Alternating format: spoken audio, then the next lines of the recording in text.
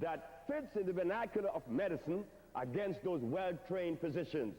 Dr. Bonanno from Boston Memorial Hospital.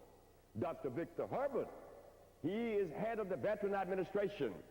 Dr. Cohen came all the way from Minnesota to refute that which I had to say. And you're going to tell me, Sebi, that you're going to go up against these four physicians? There was another one, an Italian, I forgot his name. You're going to go up against these four physicians and expect to win? The herbalists, they came with the same argument. The herbalist was angry at me because they said that I was jeopardizing their position. Well, naturally, they had a right to say that. Why? Because the herbalists didn't do their homework. There aren't one herbalist in America that have done their homework. What do they cure? Nothing.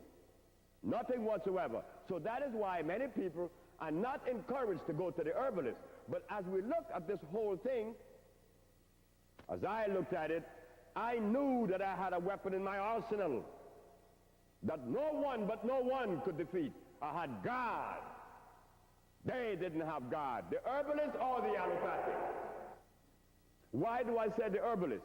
Because the herbalists were using peppermint, comfrey, aloe vera. That is ungodly. God did not make those things. The doctors, on the other hand, they were using inorganic chemicals, which they have not explained today. Understanding comes from the food that we eat. It does not come from your brain. It does not come from a book. It comes from the food that you eat. I have been told many times that I have wisdom, that I have knowledge, that I'm smart. Well, I don't know what smart is, and I don't know what wisdom is until today. I don't know what knowledge is. I know this. I know what is cosmic consistency. I know what God is. Not wisdom, not knowledge, not nothing. So, ladies and gentlemen, after getting this advice from all these people in New York, I sat with my wife and I said to her, you know, here I am,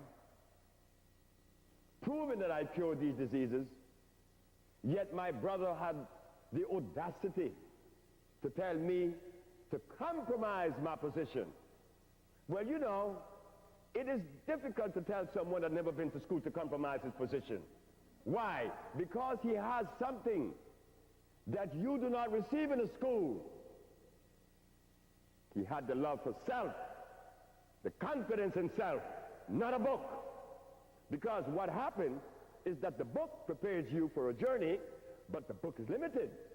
So therefore, those who read the book knows that the writer of the book knows more than they do. Like, for instance, if I only attain an 8th grade of education, the one that attained the high school, he looks down on me. But if I have a BS, I look down on the high school. If I have a master's degree, I look down on the BS. If I have a PhD, I look down on the master's degree. But then, the PhD, who looks down on him? The person that wrote the book and created the philosophy that he accepted as a doctorate degree. So he had to look up to him. Well, I have no one to look up to because I'm outside that vernacular. That's a game that I didn't play. So this game that I'm playing is God. It's outside the school vernacular. But that particular vernacular, this God message, is enough to obliterate anything that man has to offer. Anything that man created does not fit within the arrangement of life itself. Philosophy, herbs, or whatever. So, ladies and gentlemen, today we're going to travel on a path that was introduced to me in Africa, the continent that many who lives on it doesn't even know that this exists. That is the path of Omhus. The path of Omhus is what makes us impeccable, not subservient impeccable. Impeccable means that you and I first going to have the tolerance with self and others, the understanding that love stands above all else. But as we look at this whole structure that we have today, love is missing. Because I was once a Muslim. And a Muslim does not want to hear anything about a Christian. A Christian about a Muslim? No, all we have for him is bombs. Where is the love? Where is the love? Yet both talk about love. If I am a Buddha, well, I don't love either because I'm a Buddha. What's going on? What happened? When they remove us from the territory that God gave us, the only territory that God gave us is Africa. The only one. America is not ours. You know what this is like? This is like I, Sebi, stole this from you. And you know that I stole it.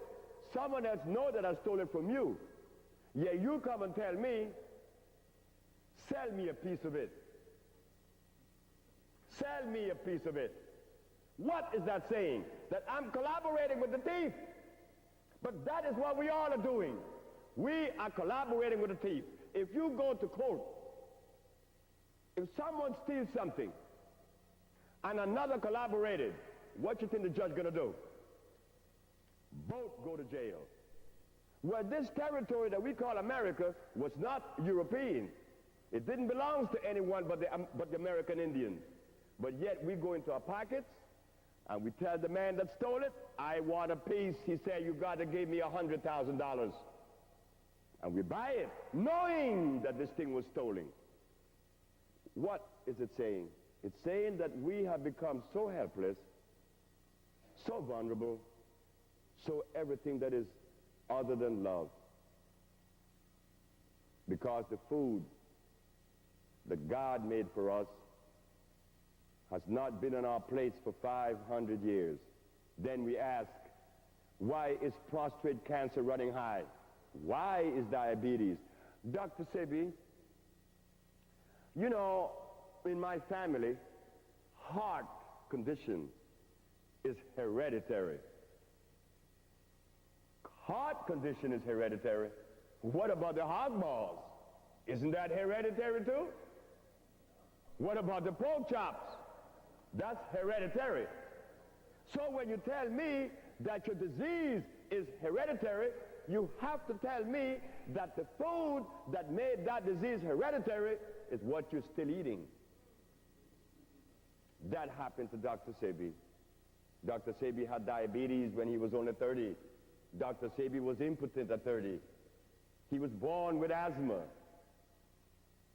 Dr. Sebi wore glasses at 30. And he weighed 291.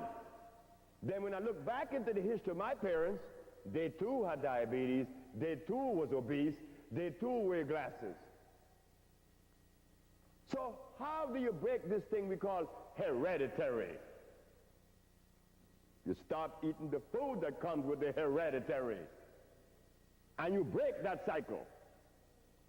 Easy, isn't it? Of course it is easy. But now, we ask the question. After eating hog maws, pork chops, collard greens, chitlins for 500 years, ask someone to stop.